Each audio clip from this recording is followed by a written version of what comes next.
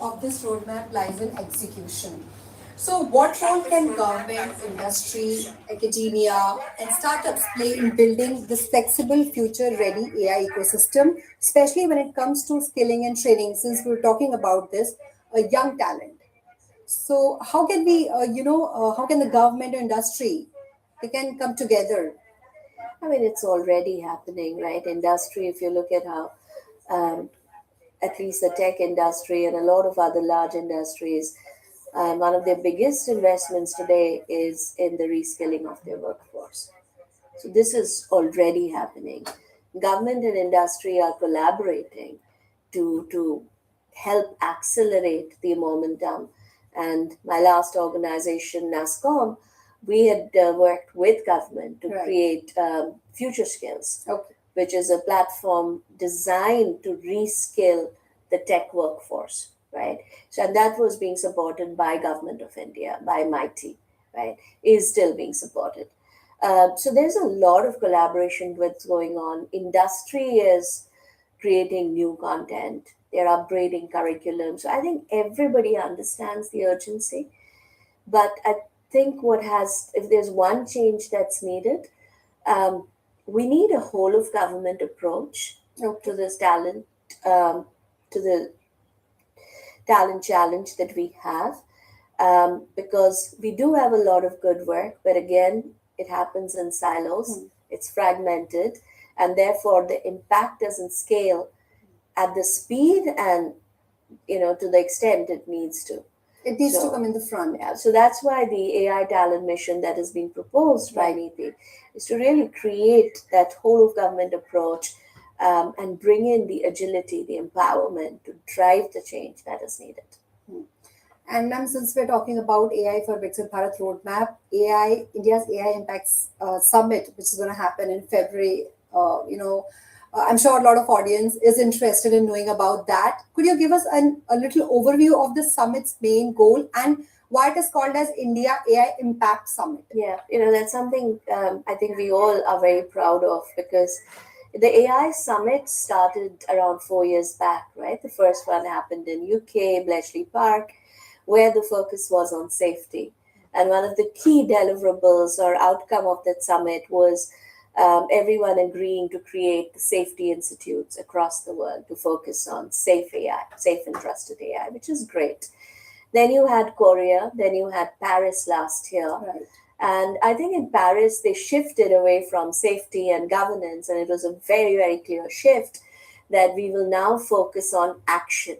So if you Right. remember, the Paris Summit was AI called Action. AI Action Right. Summit. And as part of action, very interestingly, the dialogue moved not just towards implementation, urgency of implementation, but also the importance of control. Right. Which country controls what, right? So that was a very interesting narrative that came out of Paris. And I think kudos to our Prime Minister, because when India was thinking about the India Summit, hosting the India Summit, I think it was very clear that the biggest requirement today in the world of AI is impact creation. Otherwise, we are just talking about what AI can do. We keep talking about what it can do, what's the potential, what's the promise, but where's the real impact? And I think that narrative has to change. We have to move from promise of AI to real results, right? Right. And I think India saying that we are going to call our summit the India Impact Summit sends a very, very strong signal that it is now time to stop, thinking about all the great things AI can do and really get very real about how do we translate this promise into impact? What is needed to create impact? Right, and it's also happening first in the global south. So in the context of global south and the pressing needs of emerging countries economies, how can India use this platform to help other developing nations? Can India become the voice of the global south for inclusive AI? Not can. I think we absolutely must. And this summit has 7 key committees, Okay. right? That's And I have the privilege of co-chairing the committee on economic impact, economic development, and societal good.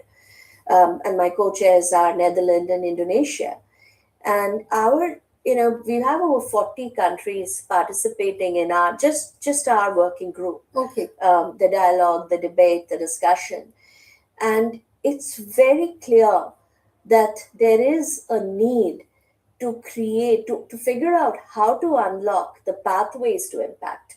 How every country is doing good work. But Right. again, it's in silos. Right. So, how do you unlock the pathways that will move impact from silos to scale at a global level? Hmm. And how do we ensure that everyone's voice is heard? It has to be inclusive. And lastly, how do we ensure that people can learn from each other? Because that will accelerate the journey to impact significantly if we all stop reinventing the wheel and we learn from what's happening around us and then drive a collective action. So I think the need for collective action has come out very strongly, and the need for inclusive agenda where every voice is heard, I think is becoming a key foundation of the work we are doing. Also, ma'am, the report flags several risks, linked with AI adoption. So, in India's context, what are the key challenges we should be mindful of? I think the biggest one is the job displacement. Right. Because if we don't manage this well, this will be a huge social disruption for the country given how young our population is. Right. So that's what worries me the most.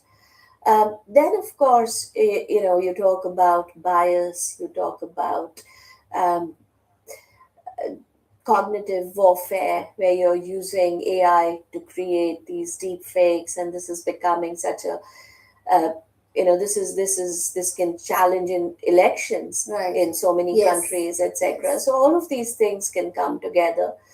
The good thing is India Mighty has just come out with a very sensible AI governance framework. Yes. For the country, and I mean I was privileged to be part of that committee, and I really think what India has done with that framework can set the tone for other countries, because um, I think so far when you look at all the governance frameworks around the world, I think what we have done um, tries to achieve a very reasonable and sensible balance between innovation and safety. Right.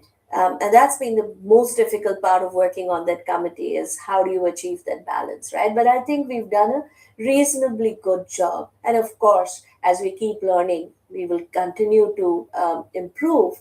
But we haven't gone to the one end of the spectrum where it's all about regulation and then you suddenly find innovation getting stifled. Right.